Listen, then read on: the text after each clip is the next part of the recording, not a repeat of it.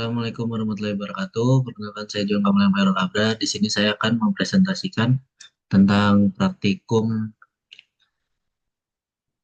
pemrograman web percobaan 6. Di sini pada praktikum ini itu menggunakan Ajax dan web service atau hubungan Ajax dengan web service.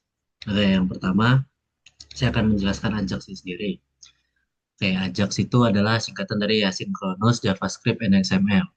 Ajax sendiri merupakan teknik yang digunakan pada web untuk memungkinkan halaman web berkomunikasi dengan server itu sendiri secara asinkronus, yang berarti dapat mengambil atau mengirim data tanpa harus memuat ulang seluruh halamannya. Jadi dengan Ajax sendiri, proses pengambilan data dapat dilakukan melalui background sehingga pengguna tetap berinteraksi dengan halaman webnya secara real life atau bukan real life, secara secara live, dan juga jadinya bisa mengubah data atau mengambil data dengan secara langsung. Baik, untuk selanjutnya itu cara kerja Ajax. Sederhananya cara kerja Ajax itu jika terjadi sesuatu dan kita akan melakukan satu action ke webnya, kita dapat mengirim permintaan request ke server. Terus server memproses permintaan dan menyiapkan respon atau data balasannya. Kemudian data dikirim kembali ke browser dan JavaScript menerima data dan memperbarui bagian tertentu pada halaman domain tanpa reload. Untuk di sini kenapa menggunakan Ajax itu dikarenakan Ajax sendiri dapat membuat web lebih cepat dan responsif, juga menghemat bandwidth karena hanya sebagian halaman yang diperbarui, kemudian memberikan pengalaman pengguna yang lebih baik dan sangat cocok untuk aplikasi modern seperti live chat atau untuk notifikasi, autocomplete, dashboard dynamic, ataupun yang lainnya.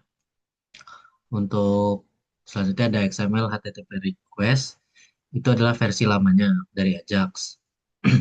Itu seperti bawaan JavaScript yang dulu menjadi alat utama untuk komunikasi client server. Dengan objek ini, browser itu jadinya bisa mengirim request ke server, terus dapat menerima respon dari servernya, lalu mengecek status request tadi berhasil atau gagal, dan mengelola progress loading datanya. Dan selanjutnya ada Fetch API, itu seperti tingkat lanjutan dari Ajax-nya. Itu Fetch API itu merupakan teknologi pengganti XML HTTP request tadi yang tadi saya sebutkan untuk membuat proses komunikasi ke server lebih sederhana, lebih rapi, dan mudah dibaca. Fetch menggunakan promise dan bisa memakai asynchronous atau await sehingga lebih sesuai dengan JavaScript masa kini. Kemudian ada web service REST API. Web service adalah layanan yang berjalan di server untuk menyediakan data yang bisa diakses aplikasi lain melalui internet. REST API sendiri itu merupakan web server yang paling populer, yang paling sering digunakan. Contohnya itu seperti get untuk ambil data, post untuk upload atau kirim, put untuk update data atau menaruh data ke web servernya, dan delete untuk hapus data. Kemudian di sini ada JSON. JSON sendiri adalah format pertukaran data yang ringan, mudah dibaca, dan cepat diproses. JSON sendiri banyak digunakan dikarenakan struktur yang sederhana, ukuran data yang kecil, mudah dipahami, dan hampir didukung semua bahasa pemrograman.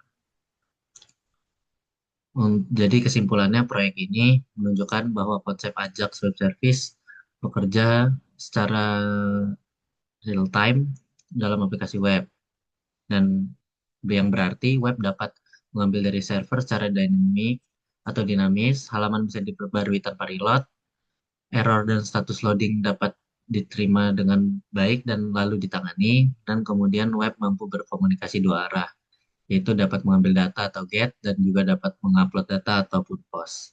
Baik, sekian presentasi saya mengenai pertemuan 6 tentang Ajax dan web service.